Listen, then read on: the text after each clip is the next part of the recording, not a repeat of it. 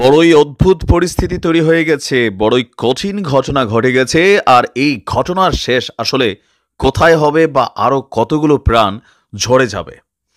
দর্শক, ইস্কনের মুখপাত্র আপনার সনাতন জাগরণ মঞ্চের মুখপাত্র চিন্ময় কৃষ্ণকে আপনারা জানেন যে আজকে আদালতে আনা হয়েছিল।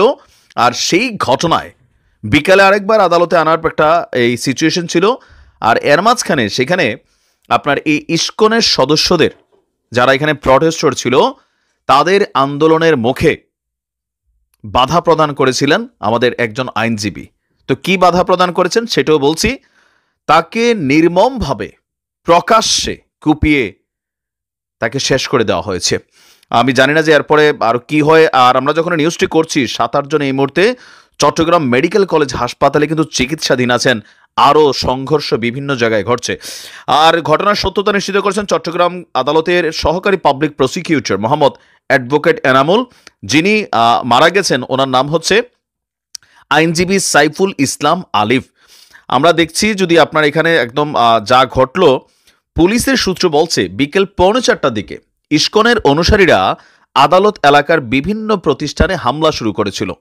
আর সেই হামলায় আইনজীবী সাইফুল ইসলাম আলিফ তিনি সেখানে তাদেরকে বাধা প্রদান করেন। এরপর কতিপয় সদস্যরা তারা ভুক্তভোগীকে তুলে নিয়ে আদালতের প্রধান ফটকের বিপরীতে রঙ্গম টাওয়ারের সামনে নিয়ে যায়, তাকে জোর করে ধরে বেঁধে নিয়ে যায়। সেখানে সাইফুল ইসলামকে কুপিয়ে আহত করে ইস্কন সদস্যরা।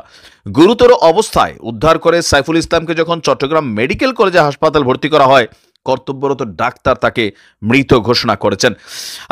আমরা যদি দেখছি যে চট্টগ্রাম আদালতের সংঘর্ষের ঘটনায় 7-8 জন এই মুহূর্তে আরও গুরুতর অবস্থায় হাসপাতালে ভর্তি আছে। আর বিকেলে ঢাকা থেকে চট্টগ্রাম যাওয়ার সময় গতকালকে বিকেলে চিন্ময় কৃষ্ণ দাসকে গ্রেপ্তারের পর থেকেই এই ঘটনাগুলো ঘটছে। আজকে সকাল 11:30টার দিকে থানায় দায়ের হওয়া মামলায় গ্রেপ্তার দেখিয়ে তাকে কিন্তু কারাগারে পাঠিয়েছিল। আর এরপরে আমরা দেখছি চট্টগ্রামে বিভিন্ন এলাকায় জড়ো হতে থাকে চিন্ময় কৃষ্ণের অনুসারীরা। আদালত জামিন নামঞ্জুর দিলে তার অনুসারীরা বিক্ষোভ করে তারা কিন্তু এখানে আজকে নানান ঘটনা ঘটিয়েছে। প্রিজন ভ্যান আটক করে দিয়েছিল পুলিশ এবং বিজিবি মিলে আন্দোলনকারীদের ধাওয়া দিয়ে রাস্তা ক্লিয়ার করে। এ সময় পুলিশের সঙ্গে কিন্তু রক্তক্ষয়ী সংঘর্ষে জড়িয়েছে বিক্ষোভকারীরা ছত্রভঙ্গ হয়ে আদালত এলাকায় মসজিদ, দোকান সহ বিভিন্ন প্রতিষ্ঠানে কিন্তু হামলা চালিয়েছে। এ সময় বেশ কয়েকটি মোটরসাইকেলও তারা ভাঙচুর করেছে। একই সঙ্গে আইনজীবী সহ বিভিন্ন লোকের উপর হামলা চালিয়েছে এই চিন্ময় কৃষ্ণের অনুসারীরা। সর্বশেষ খবর পাওয়া পর্যন্ত চট্টগ্রামের এই আদালত এলাকায় থমথমে পরিস্থিতি বিরাজ করছে।